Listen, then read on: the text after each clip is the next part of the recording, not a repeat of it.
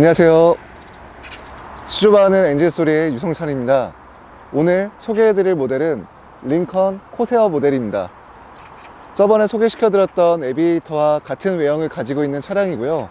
다만 사이즈 면에서 많이 컴팩트해진, 작아진 차량이라고 보시면 될 것 같습니다. 오늘 링컨 코세어 모델에 대해서 자세히 안내를 드려보도록 하겠습니다. 링컨 코세어의 전면 디자인은 먼저 소개를 드렸던 에비에이터의 디자인과 비교를 했을 때 사실 큰 차이가 없습니다. 거의 비슷한 외관 디자인을 가지고 있고요.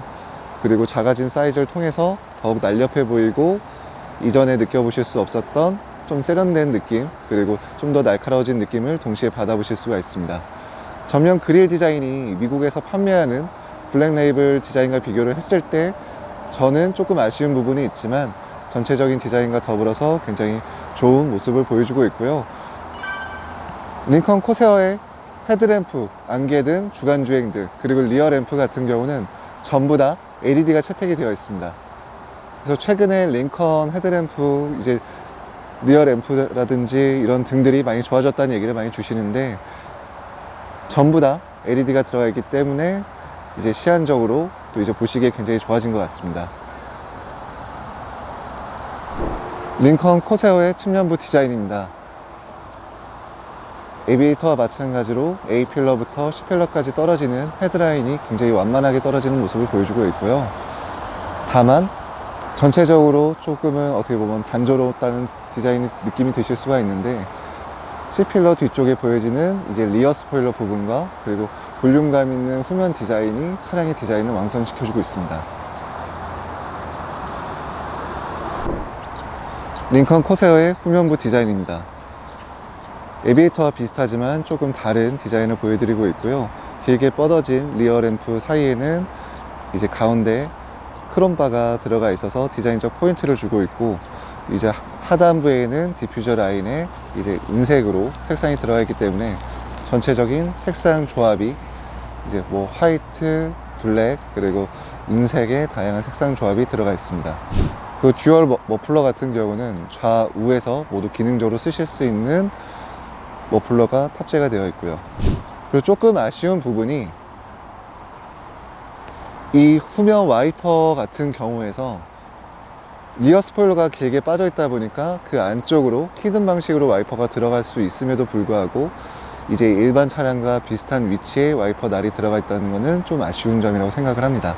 대신에 이 리어 램프에 들어가 있는 발광 다이오드 테일 램프 같은 경우 확실히 일반 차량보다 나은 시안성을 보여주기 때문에 그런 좀 아쉬운 부분을 이 램프의 디자인으로 날려버리실 수 있을 것 같습니다.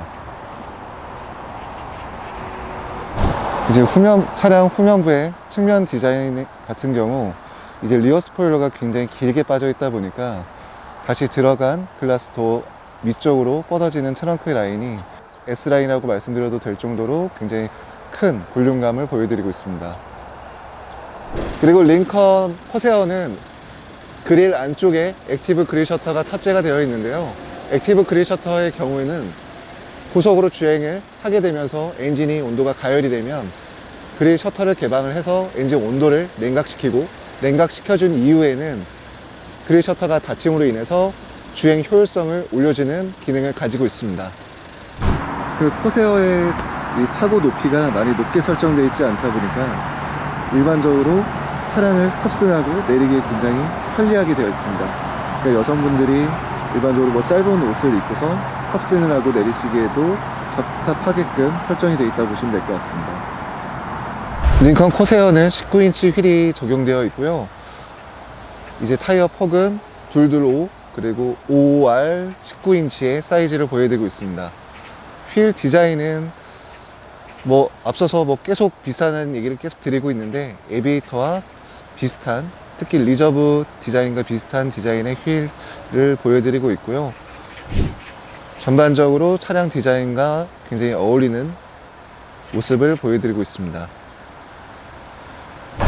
그 코세어 이니셜 로고가 굉장히 고급스럽게 들어가 있는데요.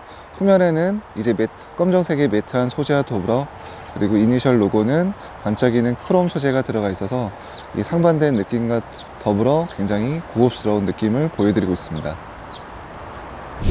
그리고 코세어의 손잡이는 이제 일반 손잡이와 동일한 모습을 보여주고 있고요. 이전에 에비에이터 같은 경우 이레치 도어가 탑재가 되어 있어서 이렇게 손잡이가 당겨지지 않고 안쪽에서 이제 눌러서 차량 도어를 개폐하는 방식을 가지고 있었는데, 코세어는 일반 차량과 같은 방식을 채택하고 있습니다.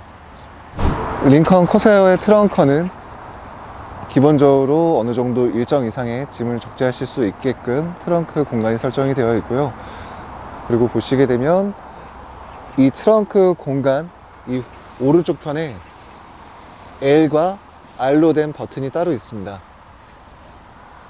그래서 시트를 버튼을 길게 누르게 되면 왼쪽을, 그리고 또 이제 R 버튼을 누르시게 되면 오른쪽을 폴딩 시켜서 2열과 트렁크 공간을 동시에 이제 폴딩 시킬 수 있는 공간을 확보하실 수가 있고요. 이렇게 폴딩을 해서 적재 공간으로 만들었을 때는 굉장히 넓은 공간을 트렁크 공간으로 활용하실 수가 있습니다. 자, 링컨 코세어의 실내에 탑승을 했습니다. 저는 실내에 탑승했을 때 굉장히 좁을 거라고 생각을 했거든요. 근데 앉아봤을 때 생각보다 많이 좁지는 않습니다. 앉았을 때 그냥 딱 좋다는 느낌을 받았고요. 시트 같은 경우는 링컨사에서 제공하는 최근 트렌드 디자인이 보시는 것처럼 세미 버킷처럼 이 몸을 감싸주는 디자인으로 되어 있어요. 그러다 보니까 이제 어떻게 보면 덩치가 크신 분들은 좀 좁다고 느껴지실 수도 있지만은, 반대로 이제 흔들림이 반복되는 이 도로 구간에서는 이 흔들림을 잡아줄 수가 있기 때문에 운전에 또는 탑승의 피로도를 줄여줄 수 있는 부분이라고 보시면 될 것 같습니다. 그리고 이런 시트의 옵션에서는 1열에서는 열선과 통풍을 제공해 드리고 있고, 그리고 2열 시트에서는 마찬가지로 열선만 제공이 되고 있습니다. 그리고 이 스티어링 휠 핸들에서는 열선이 옵션이 채택이 되어 있고요. 열선 온도는 20도에서 최대 30도까지 온도를 제공해 드리고 있습니다. 이전 에비에이터와 비교를 했을 때 좀 바뀐 부분 중에 하나가 시동 버튼 위치가 바뀌었어요. 사실 같은 부분이긴 한데, 예전에는 이 아래쪽에 시동 버튼이 있었고 지금은 보시기 편한 전면부에 위치를 하고 있습니다. 그렇기 때문에 저는 뭐 작은 디테일 차이지만 더 좋다고 생각을 해요. 직접 보이는 부분이기 때문에 직관적으로 그대로 눌러서 시동을 걸고 출발해 주시면 될 것 같습니다. 전면부 이제 대시보드 디자인 같은 경우에 상단부에는 일반 우레탄 소재가 사용이 된 것 같고요. 그리고 트림 부위는 이제 얇게 점여진 우드가 채택이 된 것 같습니다. 그리고 그 하단 쪽에는 실제 가죽으로 덧대어진 고급스러운 디자인을 보여드리고 있고, 이 디자인 가죽 부분에서 이제 두 줄로 스티치가 들어가 있는데, 이런 부분이 사실 작은 디테일의 차이지만 굉장히 차량의 실내 디자인을 고급화해 준다는 부분으로 봐주시면 될 것 같고요. 송풍구도 마찬가지로 길게 가로 형식으로 뻗어져 있기 때문에 이런 부분까지 디자인 요소로 봐주시면 될 것 같습니다. 좀 저희가 아침부터 좀 경황이 없어서 이것저것 자질구레하게 물건들이 많이 들어가 있는데, 상당히 물건들이 많이 들어갑니다. 이쪽 앞쪽부터 시작해서 컵홀더, 그리고 암레스트 부분이 조금 더 앞으로 빠짐으로 인해서 이 자리를 이제 편하게 팔걸이로 활용하실 수도 있을 것 같고요. 이어서 기어 변속기 부분을 설명드리면, 이번에 이 코세어를 만들면서 굉장히 신경을 많이 썼다는 느낌을 받았습니다. 그 이유가 이 건반식 버튼들이 사이즈가 다 틀려요. 파킹, 리어, 중립, 드라이브, 이 모듈 자체가 영상으로 담길지는 모르겠지만 보셨을 때 사이즈가 다 조금씩 다르게 되어 있습니다. 그리고 끝에 붙어 있는 이 크롬 장식 같은 경우에서도 파킹은 좀 더 매끈하게 되어 있고, 이 후진 같은 경우 끝부분 디자인과 중립 그리고 드라이브가 전부 다 이 디테일한 디자인이 조금의 차이가 다 있습니다. 미국 자동차들이 예전에 보통 한 10년 전부터 그 이전까지 좀 어떻게 보면 짧지 않은 기간 동안 국내 소비자나 내지는 뭐 해외에 있는 소비자들에게 외면을 받았던 큰 이유 중에 하나가 뭐 안전도나 옵션, 차량 디자인 뭐 요 정도는 신경을 쓰는데, 기존에 뭐 독일 차량이라든지 일본 차에서 보여줬던 이런 감성적인 부분의 만족도가 사실은 낮았다고 생각을 해요. 하지만 에비에이터부터 지금 코세어에 이르기까지 굉장히 디테일한 작은 조그마한 부분에도 굉장히 신경을 많이 쏟았다는 느낌을 받고 있습니다. 여담으로 말씀을 드리면 작년 한 해 동안 포드 링컨사가 이제 벌어들인 1년의 총 매출액이 1,500억 달러 정도 됐다고 이야기를 합니다. 이제 하나로 뭐 1달러에 1,200원 정도라고 계산을 했을 때 1년이면 얼마죠? 180조의 매출액을 발생시켰다고 하면은 실제 벌어들인 순수익이 결국 불과 몇백억에 불과했다고 이야기를 합니다. 그 몇백억이라는 금액이 실순수익으로 남고 이 마진이 굉장히 적게 발생한 이유 중에 하나가, 물론 다양한 이유가 있겠지만 이제 중요한 이유 중에 하나가 이제 기술 개발비가 많이 들어갔다고 이야기를 해요. 이전 포드 링컨사에서는 없었던 8단 미션이라든지 계속 6단만 있었죠. 하지만 새롭게 추가된 8단 미션 그리고 10단 미션 같은 경우가 새롭게 추가가 됐고, 예전부터 전륜 기반 사륜이 있었지만 후륜 베이스의 사륜이 새롭게 추가가 됐고요. 그리고 코너링 어시스트라든지, 그리고 뭐 스타뱅코 같은 경우는 뭐 예전부터 있었지만 이제 레블사와 단독 10년 계약을 맺는다든지, 이 전반적인 차량의 플랫폼이나 다양한 부분에서 기술 개발적인 측면에서 괄목할 만한 부분이 있었다고 생각을 합니다. 그래서 이제 소비자분들은 조금 더 디테일해지고 좋아진 차량을 만나보실 수가 있는 거고요.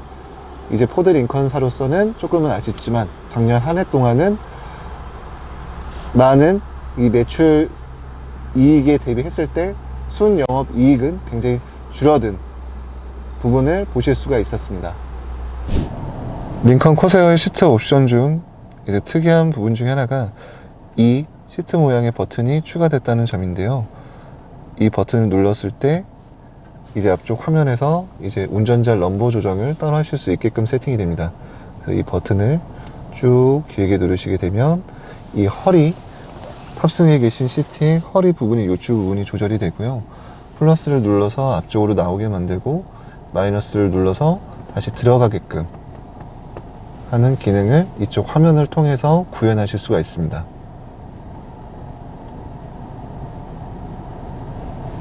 이 옵션은 보조석에도 마찬가지로 들어가 있고요. 링컨사의 볼륨감 있는 시트 디자인과 더불어서 이 탑승해 있는 탑승자의 체형에 맞게끔 설정해 주는 기능이라고 보시면 될 것 같습니다. 그리고 아까 전에 설명드렸던 시트의 열선과 통풍은 이렇게 3단계로 보시는 것처럼 조절이 가능하고요. 옆에 있는 쿨링도 마찬가지입니다. 이쪽은 보조석에 통풍과 열선 버튼이 들어가 있고요.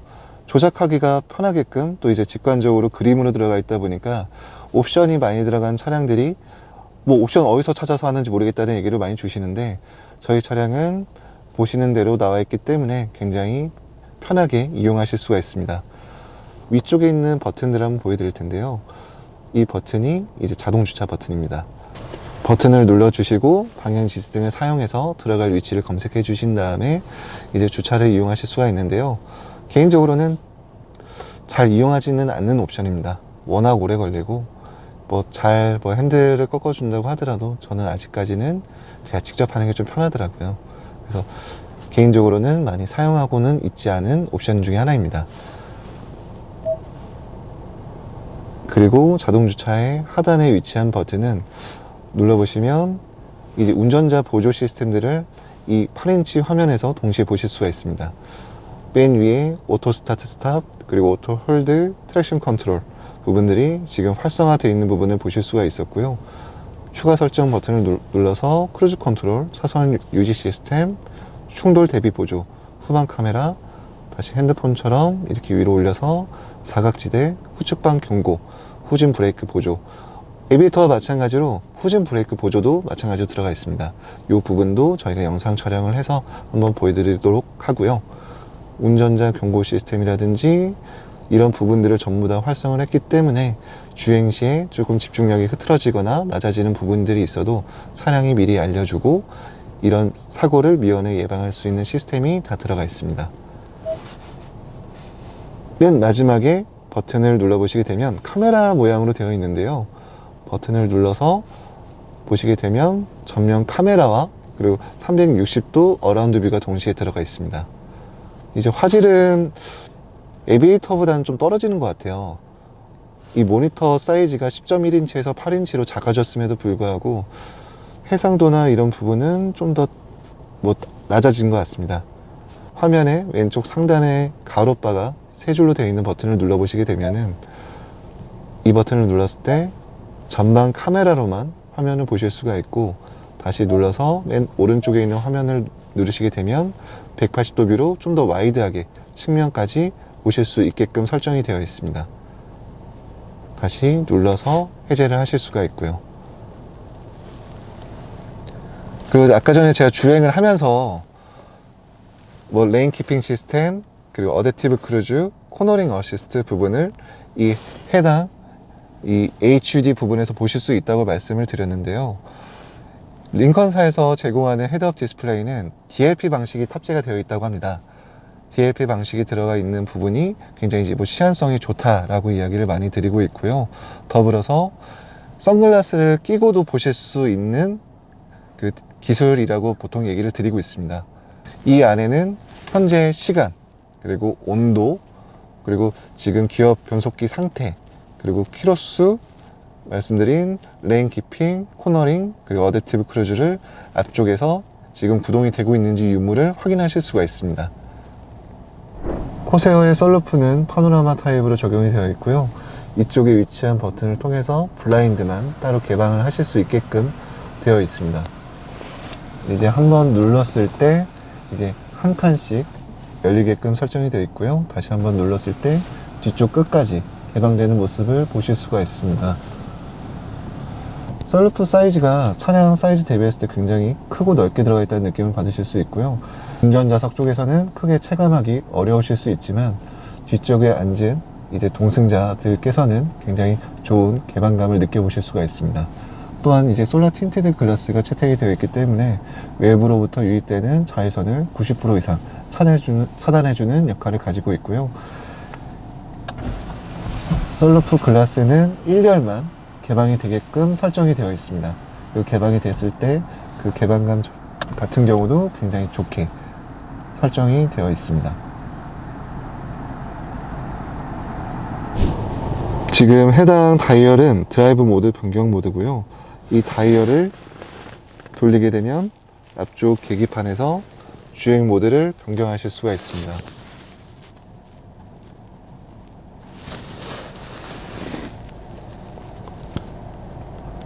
돌렸을 때 일반 모드, 그리고 안정적인 에코 모드죠. 그리고 맨 왼쪽에 있는 떨림 모드는 이제 스포츠 모드입니다. 그 미국 사이트 상에서는 익사이트 모드라고 되어 있던데요. 한국에서는 일반적인 스포츠 모드라고 보시면 될 것 같습니다. 에비에이터에서는 에어소스가 들어가 있기 때문에 이렇게 구동을 했을 때는 차체가 가장 낮아지게끔 되어 있고, 이제 돌리면서 이제 깊은 도로라든지 이런 부분으로 이동이 됐을 때 에어소스가 올라가는 역할을 해주고 있습니다.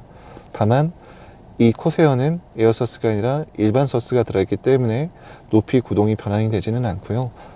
이제 이 주행 모듈에 맞게끔 도로 표면에 맞게 설정이 들어가서 보다 운전을 편리하게 해드린다고 보시면 될 것 같습니다. 미끄러운 길이나 깊은 도로 조건, 이렇게 총 5가지 주행 모드가 들어가 있습니다. 링컨 코세어의 오디오는 레벨 제품이 들어가 있어서 14개의 스피커가 현재 적용이 되어 있습니다. 28개의 스피커가 들어가 있는 에비에이터와 비교했을 때 스피커 개수가 부족하다고 생각하실 수가 있는데, 실내 공간을 대비를 해봤을 때는 적절한 수가 들어있다고 생각을 하고요. 실제 음향을 구현시켜주는 부분에 있어서도 음향을 들어보시게 되면 실제로 꽤 괜찮은 사운드를 제공해 드리고 있습니다. 그러니까 시그니처 사운드는 이 부분에 들어가서 현재 이제 무대 위에 있는 듯한 모드로 재생을 한번 해보도록 하겠습니다.